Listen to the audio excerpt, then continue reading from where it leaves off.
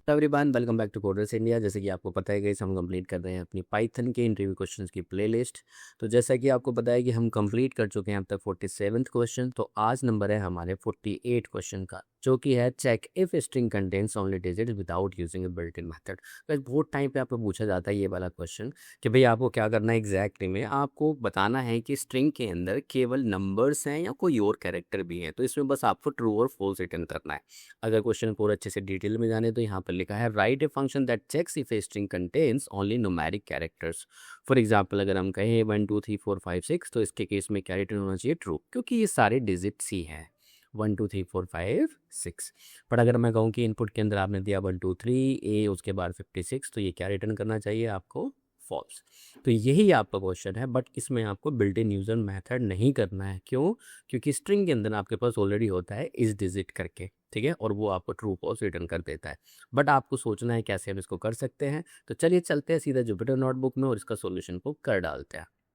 तो ये जितना क्वेश्चन आपको देखने में लग रहा है ना डिफिकल्ट सा, ये बहुत ही आसान है। ये बिल्कुल ही आसान है, एक लाइन का कोड है। आप ही मैं सोचिए कि मैं इसको लिस्ट बना के कर दूंगा, तो अगर उस लिस्ट में ये होगा तो ठीक है। नहीं, ऐसा नहीं है। ये बिल्कुल आपका आसान सवाल है, एक ही लाइन का कोड है। तो मैं ज़रा एक फंक्शन लिखने की कोशिश करते हैं। डेफ इज ऑल, ये फंक्शन का नाम हो गया हमारा। डिजिट्स, ये हमारा रिटर्न करेगा ट्रू एंड फॉल्स, ठीक है। तो यहाँ पे हमने कह दिया एक्सेप्ट करेगा टेक्स्ट, जो कि क्या होना चाहिए? str। और बदले में ये आपको क्या रिटर्न करेगा? ये रिटर्न करेगा आपको एक बूलियन वैल्यू, ठीक है। तो हम यहाँ पे कह सकते हैं कि भाई ये हमें एक बूलियन वैल्यू रिटर्न करेगा। डन। अब यहाँ पे अपना लॉजिक शुरू करिए। अब आपके पास जो भी स्ट्रिंग आएगा, आपने लिखा है यहाँ पर 4 कैर इन टेक्स्ट, ठीक है।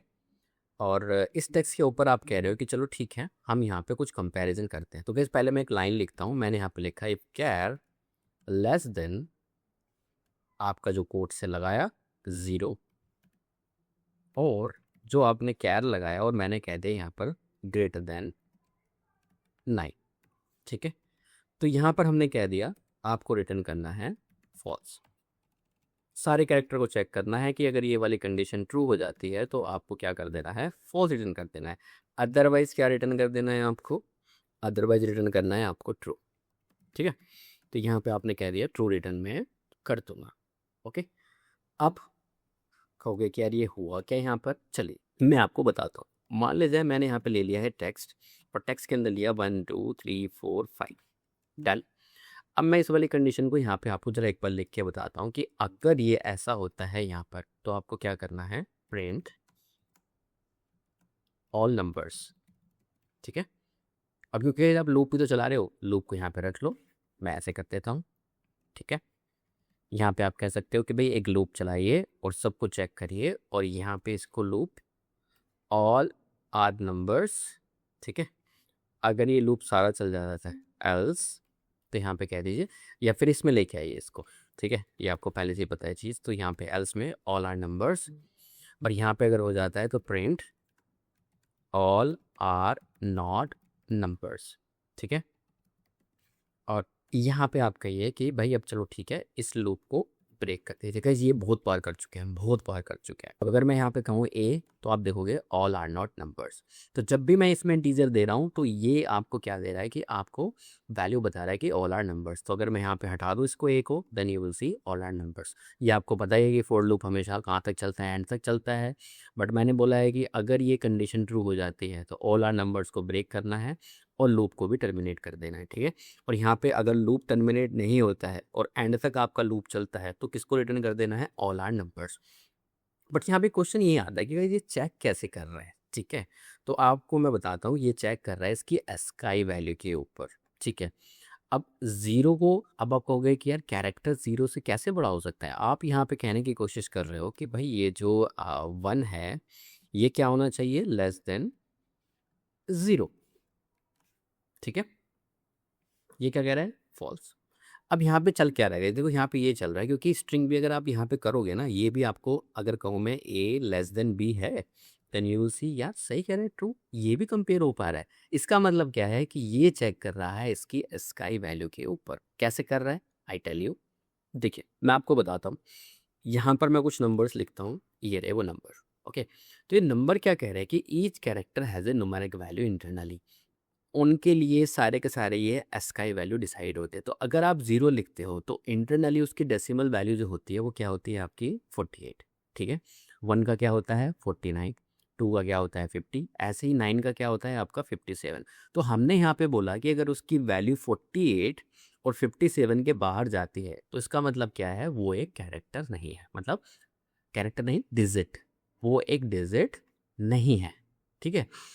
अब इसको मैं आपको दिखा भी सकता हूँ कैसे, कि अगर आप कहो कि प्रिंट एक ORD फंक्शन होता है और आप यहाँ पर लिखो 0, तो इट विल टेल यू कि भाई ये 48 है। अगर आप यहाँ पे 1 कर दोगे, सेम अगर मैं कोड को कॉपी पेस्ट करूँ और यहाँ पे 1 कर दूँ तो ये क्या कह रहा है गाइस 49।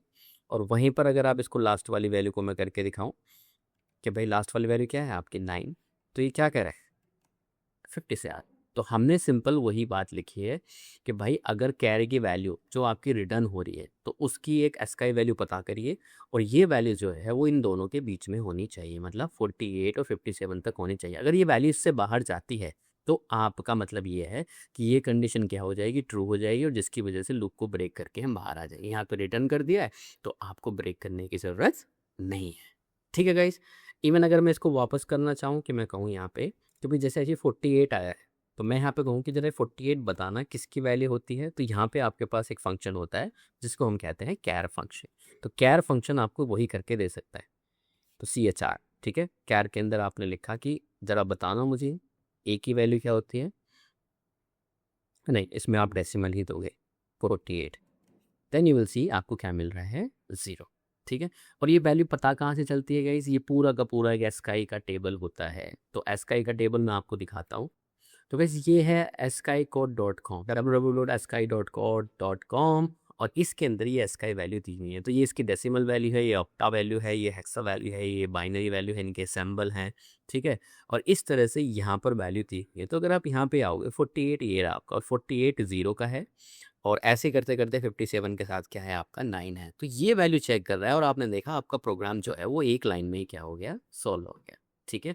इसी तरह से अगर एक ही वैल्यू आप देखोगे, इंटरव्यू में कभी कभी पूछ लिया जाता है कि भाई आपको एस का ही वैल्यू पता है क्या होती है, तो क्या होता है गाइस इसकी फुल फॉर्म, तो ऊपर वाले पेज पे लिखा हुआ है American Standard Code for Information Interchange, ठीक है। It is a 7-bit character code where each individual bit represents a unique character. तो यहाँ पर क्या कर रहा है कि जो कंप्यूटर डेटा है आपका जो प्रोसेस कर रहा है वो इन डिजिट्स के हिसाब से डेटा को प्रोसेस कर रहा है। तो अगर हम लिख रहे हैं कोई बाइनरी नंबर यहाँ पर, तो उसके लिए कोई ना कोई एक यूनिक नंबर आपको मिल रहा है, ठीक है। तो इसी को हम क्या कह रहे हैं, एस्काई टेबल और एस्काई वैल्यू।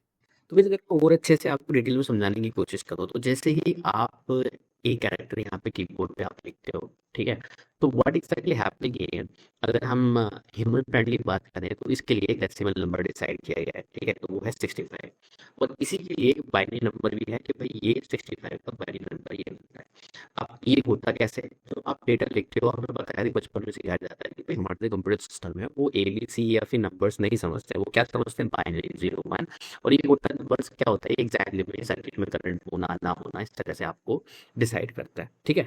तो अब यही चीज़ हमारी हम यहाँ पे बात कर रहे हैं कि अगर हम इसको किसी पर्सन को भेजते हैं, मैंने बोला यहाँ से ए भेजा आपको मैंने, तो how will it be interpreted on your computer, तो एग्जैक्टली सेम वही होगा कि आपने ये रिसीव किया, अब डेसिमल नंबर क्या है इसका 65, और 65 जिसका भी नंबर है वो क्या बन जाएगा आपका ए बन जाएगा। बड़ी इंटरेस्टिंग सी स्टोरी होती है इसकी कि भाई हम जिस तरह से चीज़ों को वहाँ पे इंटरप्रेट करें, तो एस्काई वैल्यू का कंफ्यूजन ना हो एग्जैक्टली में क्या चल रहा है। इट जस्ट बिकॉज क्योंकि आपका कंप्यूटर सिस्टम हमारी लैंग्वेज नहीं समझते हैं, वो बाइनरी नंबर समझते हैं, तो इसलिए बनाई गई थी आपकी एस्काई वैल्यू। और ये होता कैसे है गाइस, ये होता है just because of this mapping table. तो मैपिंग में क्या होता है कि आपके जो कैरेक्टर्स होते हैं वो बाइनरी नंबर के साथ एसोसिएट होते हैं कि भाई ये इसका बाइनरी नंबर है। इसीलिए जो इन्फॉर्मेशन आप यहाँ पे लिखते हो, जब आपका डेटा पैकेट्स में जाता है आपके रिसीवर के पास, तो उनको सेम वे में मिलना चाहिए। इसका मतलब क्या है, वही इसका ही कैरेक्टर उसको मिलना चाहिए, वही बाइनरी नंबर उसको मिलना चाहिए। तो that's why we have a mapping. तो अगर हम बात करें फाइनल वन लाइनर आंसर, तो इसमें बनता है कि the receiver interprets the binary as a number, uses that number to look up the corresponding character in the ASCII table and then display the character on the screen। तो simple कुछ नहीं चल रहा है यहाँ पे, इतनी सी बात चल रही है कि यूजर कुछ भी भेज रहा है बाइनरी नंबर्स, वो आपके सेम इनकोड हो रहे हैं, डिकोड हो रहे हैं, तो इसका मतलब क्या है कि आपको सेम इन्फॉर्मेशन मिल रही है। अदरवाइज आपने देखा होगा कि फाइल को आपको कभी कभी उल्टी सीधी वैल्यूज दिखती है। इसका मतलब क्या है, फाइल इनकोड किसी और वे में हुई थी और डिकोड किसी और वे में हो रही है। तो that's why the biggest problem, आपको फाइल के अंदर उल्टी सीधी वैल्यू दिखाई देती है। ठीक है, तो अगर हम देखें कि ASCII is only for representing text characters not all type of data, तो उस केस में आपकी गाइस इनकोडिंग शुरू हो जाती है। ठीक है, जैसे कि हमने देखा कि एस्काई केवल आपके 1/8 बिट्स ले रहे हैं, सपोर्ट्स ओनली 128 कैरेक्टर्स। हालांकि इस इंटरनली बात है, इस प्रोग्राम से इसका कोई लेना देना नहीं है, बिल्कुल मैं आपको बता रहा हूँ क्योंकि दैट इज इंपॉर्टेंट। जब ये कंप्यूटर आप लैंग्वेज सीखते हो तो आपको ये सब चीज़ें पता होनी चाहिए। तो इंग्लिश लेटर्स को ये सपोर्ट कर रहे हैं, A to Z, 0 to 9, कुछ सिंबल्स हैं बेसिक्स। बट अगर व्हाट अबाउट हमारे पास इमोजी वगैरह हुए तो उसका क्या करोगे गाइस? लाइक जैसे मैंने यहाँ पे बताया कि हेलो है, नमस्ते है, इसको कैसे स्टोर करोगे? तो उस केस में आप एक यूनिकोड स्टार्ट कर सकते हैं, UTF-8। तो आपने देखा होगा जब भी आप एक नोटपैड फाइल को सेव करने जाते हो तो ऑटोमेटिकली वो इनकोडिंग शुरू हो जाता है UTF-8 या 16 इस काइंड ऑफ, जिसका मतलब क्या है कि वो भी एक एस्काई वैल्यू तो यूज़ करेंगे बाकी के कैरेक्टर्स, बट आपने एक एडवांस इनकोडिंग भी कर दी है वहाँ पे यूनिकोड कैरेक्टर्स जो आपके यूजर्स को सेम दिखाई देने चाहिए जैसे आपने लिखे हैं। यहाँ पे ओनली बेसिक्स इंग्लिश है और यहाँ पे आपके old languages plus emojis. Emoji यहाँ पे सपोर्ट नहीं करता है तो इन यूनिकोड में आपका सपोर्ट कर देता है। तो ये सारा बड़ा इंटरेस्टिंग सा आएगा, इसके कंप्यूटर कैसे बातें करते हैं आपस में। तो ये क्वेश्चन इसीलिए हमारे लिए थोड़ा सा आसान हो गया आप समझना है कि भाई एस्काई वैल्यू ये होती है। ठीक है, तो अभी मैंने आपको एक जो शीट दिखाई थी एक बार दोबारा दिखा देता हूँ। तो बस ये रही आपकी वो वेबसाइट जहाँ पर मैं आपको कोड दिखा रहा था। ये आपका डबल कोट्स है, ये आपका हैश है, ये आपका $साइन है। तो इनके सबके लिए यहाँ पर एक एस्काई वैल्यू है। अब क्यों है? क्योंकि इसीलिए कि आप यहाँ पे कुछ कोड लिखें और जो पर्सन आपको रीड करने वाला है आपके डेटा को, तो उसको सेम मिलना चाहिए। यानी अदरवाइज मैं भेजूंगा कुछ, मिलेगा कुछ उसको, ऐसे थोड़ी ना कोई रैंडम नंबर दे सकते हैं उसको। तो ये मैपिंग टेबल जो है उसके हिसाब से वहाँ पे क्या हो जाएगा, कन्वर्ट हो जाएगा जाके कि भाई जो उसने भेजा है वही आपको दिखना चाहिए। तो इसलिए ये सारी चीज़ें यहाँ पे दी गई हैं। तो हमारे प्रोग्राम में हमने यूज़ किया था 48 या 0 यूज़ किया। तो इसका मतलब क्या है कि इसका एक बाइनरी नंबर है। हमने कहा कि अगर उसका डेसिमल नंबर इन सबके बीच में आता है तभी वो नंबर है, अदरवाइज नहीं है। ठीक है, तो इस तरह से ये क्वेश्चन आपका सोल्व होना है। तो वैसे सही है, आपका प्रोग्राम रन करेगा, आप अपने फंक्शन को यहाँ पर टेस्ट कर लीजिए। तो ये तो ऑलरेडी टेस्ट आपने कर ही लिया था तो इट वाज वर्किंग। और मैं यहाँ पे कह सकता हूँ if __ name equals to main, और मेन लिखने के बाद यहाँ पे कह दीजिए अपने फंक्शन को कॉल कर लीजिए। यहाँ पे लगा लीजिए ट्राई ब्लॉक, ट्राई के अंदर कहिए प्रिंट इज ऑल डिजिट्स। यहाँ पे आप चाहें तो अपने फंक्शन के अंदर डेटा को पेस्ट कर सकते हैं। यहाँ पे आप कह सकते हो इसके अंदर एक टेक्स्ट आएगा और मैं यहाँ पे कह सकता हूँ टेक्स्ट इक्वल्स टू और 1 2 3 4। ओके, और अदरवाइज अगर एक्सेप्शन कोई आता है तो यहाँ पे हम कह सकते हैं एक्सेप्ट एक्सेप्शन, जो कि आपको पता ही गई पहले से ही, एक्सेप्शन एज ई, और यहाँ पे मैं कह सकता हूँ प्रिंट ई। ठीक, और यहाँ पे कहोगे ट्रू। तो ये कह रहा है कि यहाँ पे एग्जैक्टली में डिजिट हैं सारी। अगर यहाँ पे हम टी लिख देते हैं तो ये कहेगा फॉल्स। तो इस तरह से आपका क्वेश्चन बड़ा ही आसान हो जाता है। अगर इसमें कुछ नहीं कर रहे आप, आपने डायरेक्ट ही कंपेयर कर दिया, आपको लग रहा होगा बड़ा कन्फ्यूजिंग था, क्या कैसे होगा, ये कैसे पता चलेगा? नो नो तो हमारे स्ट्रिंग है, हम इसको इंटीजर में कन्वर्ट करके देखें, क्या करके देखें, बट ऐसा नहीं है। इट जस्ट आप सीधा सीधा इसको कंपेयर कर दीजिए, यू विल गेट दैट। और वहाँ पे आपको बिल्ट इन मैथड भी यूज़ नहीं करना पड़ेगा। ठीक है, तो गाइस आई होप आपको क्वेश्चन समझ में आया अच्छे से। नहीं समझ में आया तो एक बार वीडियो को दोबारा देखिए, नहीं आया तो कमेंट करिए, I will let you know different solution. तो इस तब तक के लिए keep learning, keep growing, keep smiling and happy coding. मिलते हैं नेक्स्ट वीडियो में, तब तक के लिए थैंक यू, बाय बाय।